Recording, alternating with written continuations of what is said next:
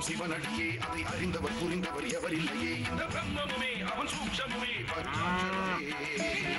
விதியது கூடியது உனக்கில்லையே நீ விளைந்திடு விளைந்திடு உனக்குள்ளையே உயிர் மூச்சினிலே ஓங்காரமெனும் சிவமந்திரமே சிவரகசியமே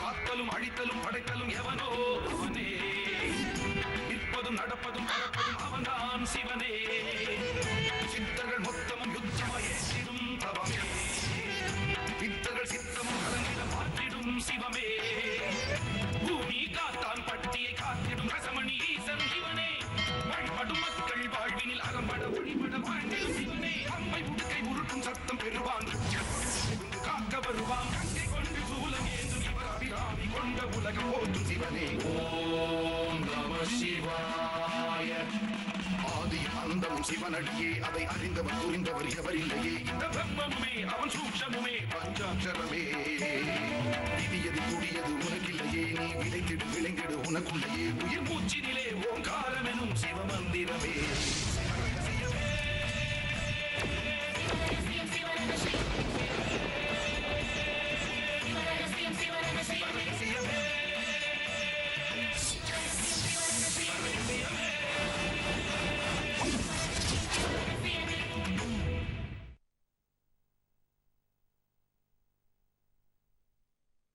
வட்டமுலை என்று மிக வற்றும் தோலை மகமேறு என்று ஓமை வைத்துக் கூறுவார்.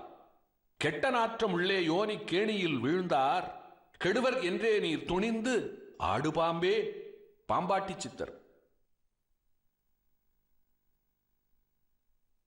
வாயா முன்னாடி.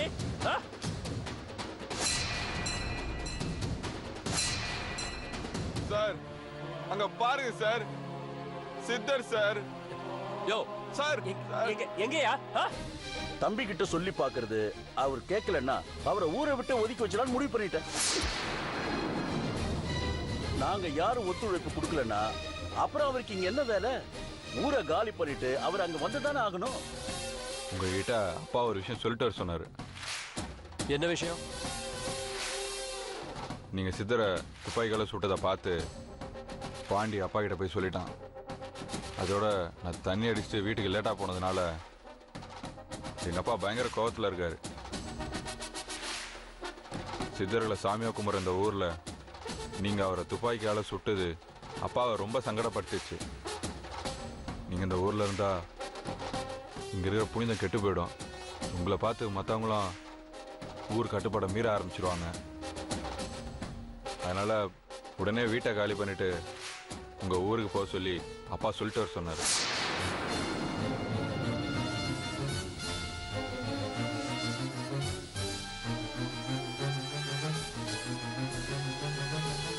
ஊரை விட்டு போக மாட்டேன்னு சொன்னா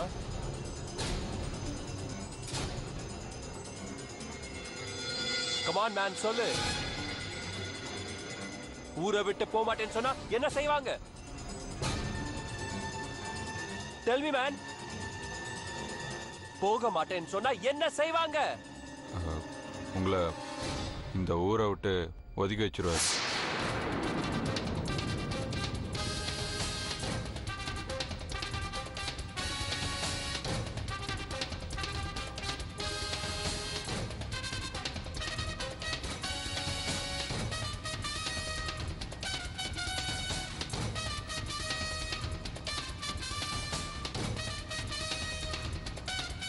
வா, உன் அப்பா கிட்ட பேசிக்கலாம். சார் வா சார் பேசலாம்.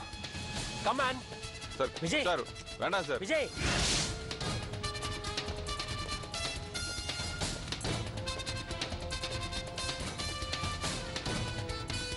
குடு குடு.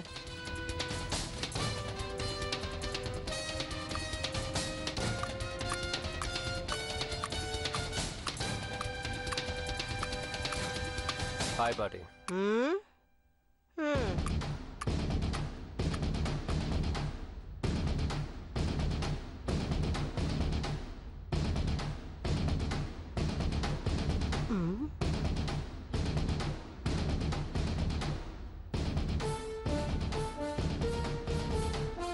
வாங்க தம்பி. வணக்கம் ஐயா. வணக்கம், உட்காருங்க. இல்ல பரவாயில்ல. ராஜ்துரை நீங்க சொன்னதா சில விஷயங்கள் சொன்னாரு. நான் அதை பத்தி பேசிட்டு போலான்னு தான் வந்தேன்.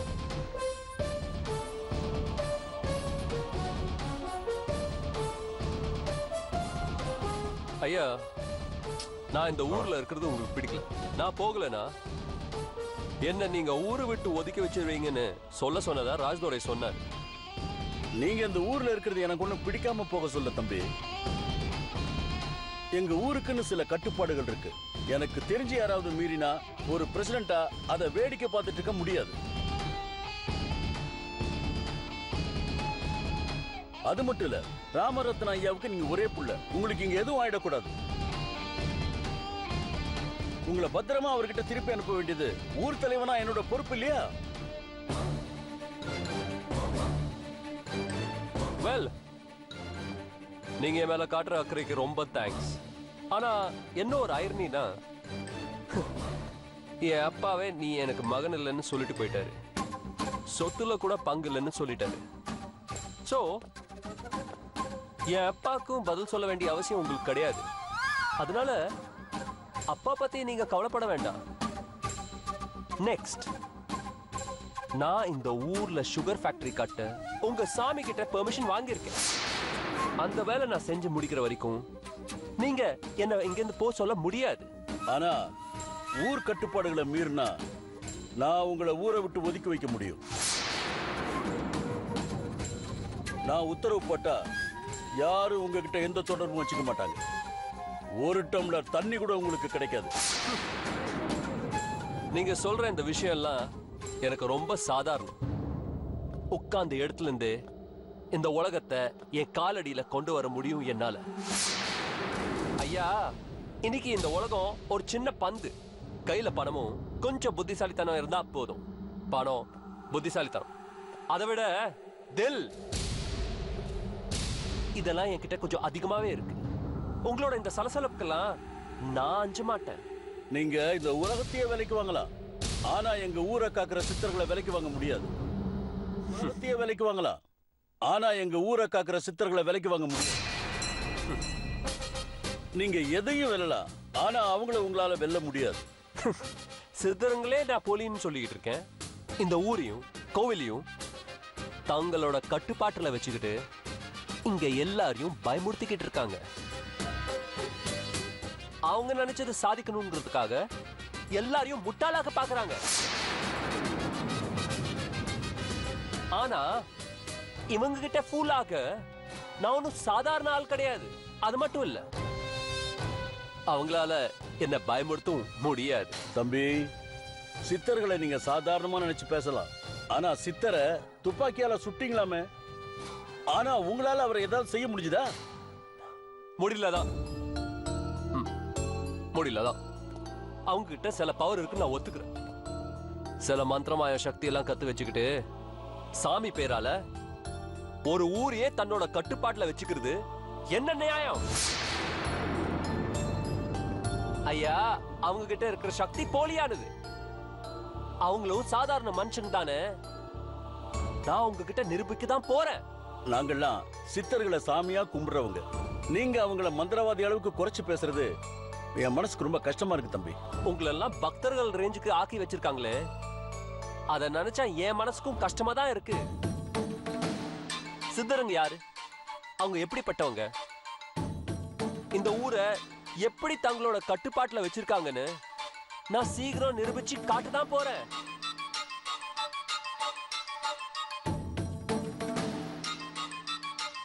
அப்போ சித்தர்கள் மாயிலிருந்து நீங்க எல்லாரும் வெளியே வரதான் போறீங்க. நான் சொல்றது நீங்க நம்புவீங்க. நிரூபிக்க போறேன்னு சொல்றீங்களே, என்னன்னு நிரூபிப்பீங்க? ஒவ்வொரு பௌர்ணமிக்கும் கோயிலுக்குள்ள சித்தர்கள் பூஜை பண்றதா சொல்றீங்களே, அத சாதாரண ஆளுங்களால பார்க்க முடியாது, பார்க்க கூடாதுன்னு மிரட்டுறீங்களே, அந்த பூஜையை நான் பார்த்து என்ன நடக்குது, சித்தர்களோட சுயரூபம் என்னன்னு நான் உங்களுக்கு ப்ரூவ் பண்ணி காட்டுறேன். பெரிய இவன் வந்துட்டான். ஐயோ வேண்டாம் தம்பி, அப்படிலாம் பண்ணிடாதீங்க. ஊருக்குள்ள எத்தனை பைத்தியங்கள் சுத்திக்கிட்டு இருக்குன்னு நீங்க பாக்குறீங்கல்ல.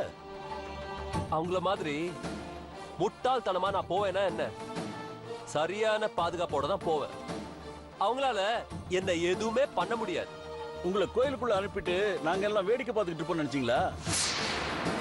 பல 100 வருஷமா நடக்கிற பூஜை. அதை கலைக்கிற மாதிரி வெளியாளுங்க யாரும் பாத்திரக்கூடாதுன்னு கட்டுப்பாடு. அதை நீங்க மீறணும்னு நினைச்சா நாங்க அனுமதிக்க மாட்டோம். அனுமதிக்க மாட்டேங்க தான் தெரியுமே. ஆனா நான் என் விஷயத்துல உறுதியா இருக்கேன். நான் இங்க எதுக்காக வந்தேனோ அதுல ஒரு துளி கூட செஞ்சு முடிக்கல. என் மாமா பேர்ல உத்தரவு வாங்கினது தவிர. எனக்கு இங்க பல தடங்கள் இருக்கு. எல்லாத்தையும் தடுக்கிறது நீங்க சாமியா கும்பிடுற அந்த சித்தர்கள் தான். அவங்களாலதான் என் அப்பாவே என்ன வேணான்னு தூக்கி போட்டு போயிட்டாரு. என்ன ஒரு பியூட்டினா, என் அப்பாவோட ஆசையை நிறைவேற்ற தான் நான் இங்க வந்தேன். எதுவும் வேண்டான்னு அவர் போயாச்சு. அதுக்காக நான் பின் வாங்க முடியுமா என்ன? அப்பாவோட விருப்பம்னாலும் என் கைக்கு வந்துட்டா அது என்னோட விஷயம். எத்தனை தடங்கள் வந்தாலும், அது யாரால வந்தாலும், எடுத்த காரியத்தை நான் முடிக்காம ஓய மாட்டேன். அப்போ நான் நினைச்சதை நான் சாதிக்கணும்னா என்ன தடுக்கிற சித்தருங்க யாருங்கிறதையும் அவங்க எவ்வளவு பெரிய ஏமாத்தக்காரங்கன்னு நான் நிரூபிச்சுதான் ஆகணும். ஊர் பிரசிடென்டா நீங்க உங்க கடமை தாராளமா செய்யலாம். எனக்கு என்ன தடை வேணாலும் போடலாம். என்ன ஊரை விட்டு கூட ஒதுக்கி வைக்கலாம். எனக்கு அதை பத்தி எல்லாம் துளி கூட கவலையே இல்லை. உங்க கோயிலை சுத்தி எத்தனை பேர் வேணாலும் காவலுக்கு போட்டுக்கோங்க. பந்தோபஸ்துக்கெல்லாம் ஏற்பாடு பண்ணிக்கோங்க. வர பௌர்ணமி அன்னைக்கு நான் கோயிலுக்குள்ள போக தான் போறேன். அங்க நடக்கிற பௌர்ணமி பூஜையை படம் போட்டு காட்ட தான் போறேன். மத்தவங்க மாதிரி பைத்தியம் இல்லாம முழு மனுஷனா நான் திரும்ப வரதான் போறேன். அன்னைக்கு சித்தருங்க மேல உங்க எல்லாருக்கும் இருக்கிற பக்தி போய் ஏன் மேல, இந்த விஜய மேல நம்பிக்கை வரும். அப்போ தொட்டதுக்கெல்லாம் உத்தரவு கேட்கறது விட்டுட்டு நாம நினைச்சது செய்ய முடியும். விபரீதம் வேண்டாம் தம்பி. உங்களை மாதிரி சவால் விட்டவங்க மணலில பாதிச்சதை தவிர வேற எதுவும் நடக்கல. நான் உங்ககிட்ட திரும்ப திரும்ப சொல்றது ஒரே ஒரு விஷயம். அவங்க எல்லாம் வேற, நான் வேற. மன்னிக்கணும் தம்பி, நீங்க முதலாளி புள்ளன்னு இது வரைக்கும் நான் நிறைய சலுகைகள் கொடுத்துட்டேன். எனக்கு எங்க ஊரும் கோயில்களும் சித்தர்களும் ஊர் கட்டுப்பாடுகளும் எல்லாத்தையும் கட்டி காக்கிறதும் ரொம்பவே முக்கியம். உங்களை போலவே அதே புடிவாதத்தோட நானும் பேசுறேன். இந்த ஊரோட புனிதம் கெடுற மாதிரி நீங்க எது செஞ்சாலும் நான் சும்மா இருக்க மாட்டேன். எவ்வளவு கடுமையா நடவடிக்கை எடுக்கணுமோ அதை நான் எடுப்பேன். ஓ தாராளம் ஐயா, நீங்க என் மேல என்ன வேணா நடவடிக்கை எடுக்கலாம். ஊரை விட்டு கூட ஒதுக்கி வைக்கலாம். ஆனா இந்த ஊரை விட்டு மட்டும் உங்களால என்ன அனுப்ப முடியாது. அனுப்பு நினைச்சாலும் நான் போக மாட்டேன். போக சொல்ற ரைட்ஸும் உங்ககிட்ட கிடையாது. சுகர் ஃபேக்டரி கட்ட சொல்லி உங்க சாமி கொடுத்த உத்தரவை மீறி என்ன போக சொல்ல உங்களால முடியாது. அதோட ஃபேக்டரி கட்டுறது மட்டும் இல்லை என்னோட டார்கெட்.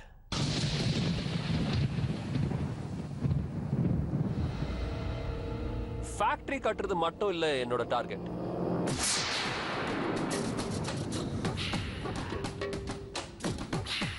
உங்க பொண்ணையும் நான் மனசார விரும்பிட்டேனே. என் அப்பாவோட ஆசை நிறைவேற்றவே நான் இவ்வளவு போராடுறேன்னா, நான் ஆசைப்பட்டது நிறைவேற்றிக்க எவ்வளவு போராடுவேன். ஐயா, அப்போ நீங்க நினைச்சிருக்கலாம் ஏதோ ராஜ்துரை பேர்ல இருக்கிற லேண்ட அடையறதுக்கு உங்க பொண்ண கல்யாணம் பண்றதுக்கு திடீர்னு ஒரு பிளான் பண்ணிட்டேன்.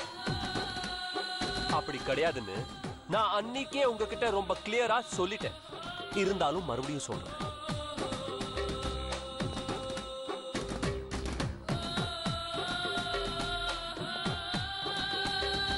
உங்க பொண்ணு ரஞ்சினியை நான் விரும்புறேன். இவளை உங்களோட சம்மதத்தோட கல்யாணம் பண்ணிக்கணும்னு நான் ஆசைப்படுறேன். ஐயோ, ராஜ்துரை பேர்ல இருக்கிற இடத்த நீங்க எனக்கு தந்தாலும் சரி தரலனாலும் சரி, ரஞ்சினியை நான் கல்யாணம் பண்ணிக்கிற எண்ணத்தை மட்டும் நான் மாத்திக்க போறது இல்ல. எல்லா முடிவுகளையும் நீங்களே எடுத்துக்கிறீங்களே தம்பி. எங்க எல்லாருடைய விருப்பம் என்னங்கறத பத்தி நீங்க கவலைப்படுற மாதிரியே தெரியல. அதான் சொன்னேனே, உங்க விருப்பத்தோடன்னு. எல்லாரும் என்னை ஏத்துக்கிற நிலைமை வர வரைக்கும் நான் போராடுவேன், காத்துக்கிட்டு இருப்பேன். எங்க எல்லாத்துக்கும் மேல சாமி உத்தரவு கொடுக்கணும். வர பௌர்ணமிக்கு அப்புறம் தான் இந்த சித்தர்கள், இந்த உத்தரவு இதெல்லாம் பொய்யாக்கிடுவேனே. அப்புறம் எதுக்காக சாமி கிட்ட உத்தரவு கேட்டுட்டு? அதுக்கெல்லாம் அவசியமே இருக்காது. அப்படின்னா பௌர்ணமிக்கு பைத்தியம் ஆயிடுவேன். அப்புறம் எப்படி எங்க வீட்டு பொண்ணை கட்டிக்கிறது? வாட் வாட் என்ன சொல்றீங்க? ஒண்ணுமில்லையா, நான் எதை கிளம்பி புலம்புறேன். நீங்க பேசுங்க. என்னங்க ஐயா, என் மேல உங்களுக்கு நம்பிக்கை இல்லையா? சொன்னபடி செஞ்சு காட்டுவேன்னு தோணலையா உங்களுக்கு? உங்க மேல நம்பிக்கை எனக்கு நிறைய இருக்கு. ஆனா யார் சொன்னாலும் கேட்க மாட்டேன்னு இவ்வளவு பிடிவாதமா இருக்கீங்களே. சாட்சியா கண்ணு முன்னாடி இவ்வளவு பைத்தியக்காரங்க சுத்தும் போது நம்ப மாட்டேங்கிறீங்களே. உங்க வீம்பால உங்களுக்கு என்ன ஆகுமோன்னு பயமாவும் உங்களை நினைச்சு பாவமாவும் இருக்கு தம்பி. உங்க அப்பாவுக்கு தான் என்ன பதில் சொல்ல போறோம்னு தெரியல. அதுக்குள்ள நீங்க முடிவே பண்ணிட்டீங்களா? நானும் கூட முடிவு பண்ணிட்டேன். ஜெயிக்க போறது நான் தான். அப்படி நான் ஜெயிச்சிட்டா உங்க பொண்ணை எனக்கு கல்யாணம் பண்ணி கொடுப்பீங்களா?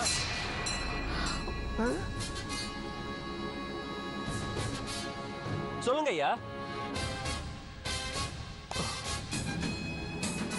ஒருவேளை நான் தோத்துட்டா நீங்க சொல்ற எதையும் நான் கேட்கிறேன். It's a promise. ஆனா நான் சொன்னபடி நான் ஜெயிச்சிட்டா. சவால்லாம் வேண்டாம் தம்பி. சித்தர்களை நீங்க இல்ல வேற யாராலும் ஜெயிக்க முடியாது. சித்தருங்க மேல உங்களுக்கு அவ்வளவு நம்பிக்கை இருக்குல்ல, அப்ப ப்ராமிஸ் பண்ணுங்க. கம் ஆன், சத்தியம் பண்ணுங்க.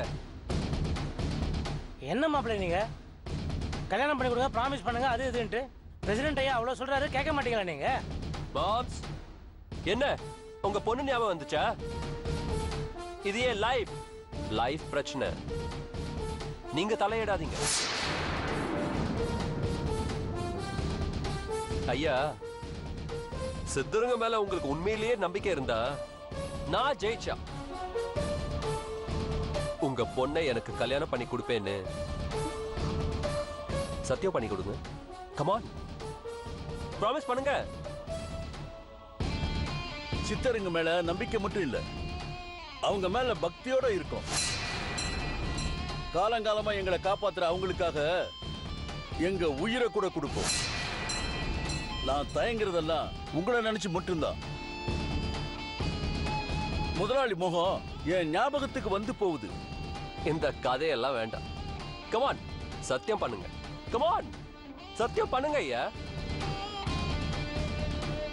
சில நேரம் சில விஷயங்கள்லாம் நம்ம கை மீறி போயிடுது. உங்க விஷயமும் அப்படிதான் நினைக்கிறேன். விக்ரம் சார் கல்வெட்டு பாட்டை படிச்சு காட்டி நீங்க வந்தப்ப கூட இவ்வளவு தூரம் பாதிப்பு ஏற்படும் நான் நினைக்கல. ஊருக்கு வந்த சோதனை என்னன்னு நான் உணர்றேன். இனி நடக்க போறது எதுவும் என் கையில இல்ல. ஒரு விஷயத்தை நான் அழுத்தமா நம்புறேன். எந்த தப்பும் இல்ல, எந்த பொய்யும் இல்ல. சித்தர்களும் ரசமணீஸ்வரரும் தான் எங்களை காப்பாத்துறாங்க.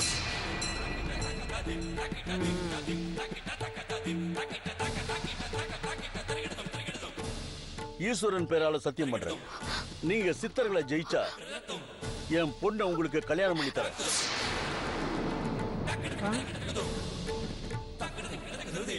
இது சத்தியம்.